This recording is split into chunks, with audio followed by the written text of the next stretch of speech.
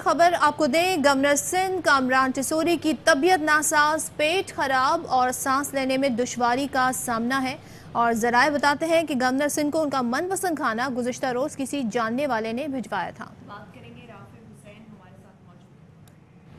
Rafe Hussain हमारे साथ मौजूद हैं। आगाह कीजिए राफे। जी बिल्कुल, देखिए गवर्नर सिंह कामरान टिसोरी की तबीयत नासाज हो गई है और जराए ये बताते हैं कि गवर्नर सिंह इस वक्त गवर्नर हाउस में जेर इलाज हैं।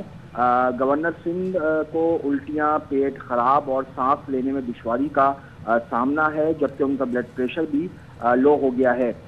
जरा ये बताते हैं कि गवर्नर सिंह को गुज़िश्ता रोज उनका मनपसंद खाना किसी जानने वाले ने उनके घर भिजवाया था। जरा ये बताते हैं कि वो किसी दावत में थे, जिसके बाद उनके लिए उनका मनपसंद खाना पहले गवर्नर हाउस पहुंचाया गया, लेकिन जब पता चला कि वो अपने घर पर मौजूद है तो फिर गवर्नर हाउस से वो खाना उनके घर भिजवाया गया और उसको खाने के बाद उनकी ये तबीयत जो है वो खराब हुई है।